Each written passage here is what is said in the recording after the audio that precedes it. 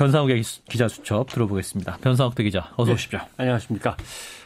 요즘 우리 사회의 성폭력 범죄가 아동, 장애인, 노인까지 다양한 형태로 나타납니다. 특히 고령화 사회를 접어들면서 노인 성폭력 사건이 점차 늘고 있습니다. 네. 경찰청 자료로 2012년 강간, 강제추행 등 강력 성범죄의 피해자 중 60세 이상 노인을 따져보면 308명입니다. 3년 전인 2009년에는 이거의 한 2분의 1밖에 안 됐습니다. 그러니까 한 2배 늘어난 거고요. 3년 단위 집계여서 아직 2015년까지는 나오지 않고 있습니다만 추세로는 계속 늘고 있는 것으로 보입니다. 왜냐하면 최근에 여성가족부가 양성평등을 위해서, 남녀평등을 위해서 정책과제를 국민들이 한번 제시해 보십시오라고 공모를 했는데 8건의 최우수 과제가 뽑혔습니다. 그중에 가장 시급한 것으로 꼽힌 게 60세 이상의 여성 노인들에게 정기적으로 성폭력 예방 교육을 해야만 한다라고 하는 과제가 뽑혔습니다. 그런 걸로 봐서는 여성 노인들에 대한 성폭력이 계속 늘고 있는 거죠. 예, 그렇군요. 그리고 또 이제 노인 여성이라면 아무래도 이 성폭행에 취약할 것 같습니다. 그렇죠. 예. 막 위협하면은 심리적으로 크게 위축되고, 예를 들면 젊은 남자가 막 위협하면 할머니가 막 대들면서 물리적으로 없을 것 같습니다. 예, 대응하기 더 힘드시죠. 물리적으로 힘으로라도 그런다면 예. 더군다나 또 힘이 더 없으니까. 예. 그리고 이제 쉽게 제압당하는 거죠. 또 성폭력에 대처할 힘도 없지만 수치심과 두려움이 커서 자녀들한테 피해를 얘기할 수도 없습니다. 누구한테. 예. 또 어떤 노인이 내가 성폭행을 당했어라고 주위에 얘기를 해버리면 주위 사람들이 저 사람은 뭐한 사람이야라고 또 이제 손가락질을 하는 경우도 많을 것 같아서 오히려 노인들은 더 겁을 내죠. 그래서 노인을 대상으로 한 성폭행은 항상 지속적으로 저질러지는 경우가 많습니다. 또 치밀하게 계획된 범죄가 많습니다. 그래서 특히 독거노인들, 혼자 사시는 분들이 피해자가 되기 쉽죠. 예를 들면 작년에 벌어졌던 가방 시신 사건, 70대 여성을 평소에 어머니라고 부르면서 친근하게 접근하다가 성폭행을 시도하고 반항하니까 살해해서 가방으로 유기했던 사건이죠. 예.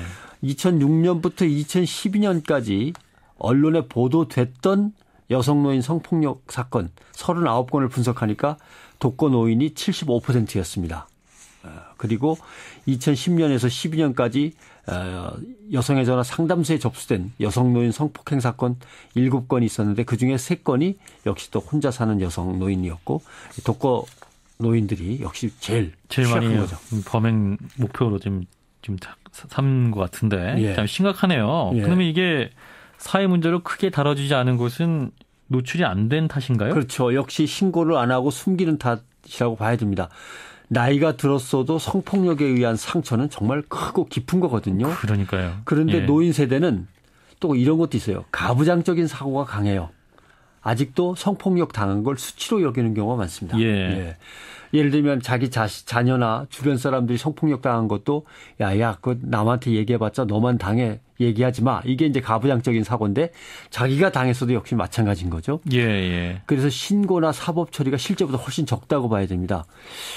노인 성폭력이 아니라 노인 학대 사건만 갖고 따져봐도 설문조사를 해보면 대개 응답자의 10%가 나는 학대를 경험한 적이 있다. 노인 학대를 경험한 적이 있다. 이렇게 대답합니다. 우리나라 노인 인구의 10%면 한 65만 정도 되는 거거든요. 그러면 10%가. 10%가. 그러면 실제로 노인 학대를 당했다라고 접수한 건수는 몇 건이냐? 65만 명 중에 1만 건밖에 안 됩니다. 그래요. 대개 몇십만 명은 당한 건데 신고된 거는 1만 건이니까 여기 성폭행도 마찬가지인 거죠. 실제로 예를 들면 우리 사회에 300건이 접수됐다고 하면은 그거에 한 10배, 20배 정도는 잡아봐야 되는 거죠. 그러니까 이게 가족에게 털어놓지 않고 또 신고도 잘 되지 않는 것인데 그러면 이걸 구조적으로 해결할 수 있는 방법 없을까요? 이제 그게 제일 어려워지는 거죠. 사회 전체가 다 동시에 나서야 되는 그런 방법밖에 없는데 노인을 모시고 사는 가족들도 자기 부모님을 수시로 살펴보면서 관심을 가져야 되고 또 노인들이 모이는 시설기관, 경로당, 보건소, 노인대학들도 체계적으로 노인들한테 성폭력 예방 교육을 하고 혹시 노인들이 어디 가서 당하신 건 아닌가 예. 유심히 살펴보고 좀 자주 물어보기도 해야 되고 어디 가서 맞진 않으십니까? 누가 추근되는 사람은 없습니까? 누가 이 수상하게 접근하는 사람은 없습니까?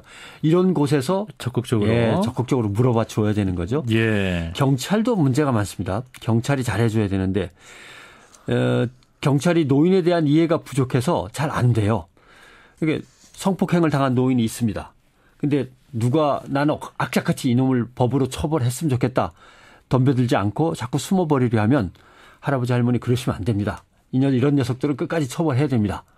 그리고 저희가 보복당하는 거는 저희가 막아드리겠습니다. 이렇게 해야 되는데 네. 그러시죠. 빨리 그냥 처리해버리고 끝내시죠. 이렇게 사건 종결 처리로 몰고 가면 안 되는 거죠. 예. 그런 예가 있습니다. 폭력범이 노인의 몸을 자꾸 추행을 했어요.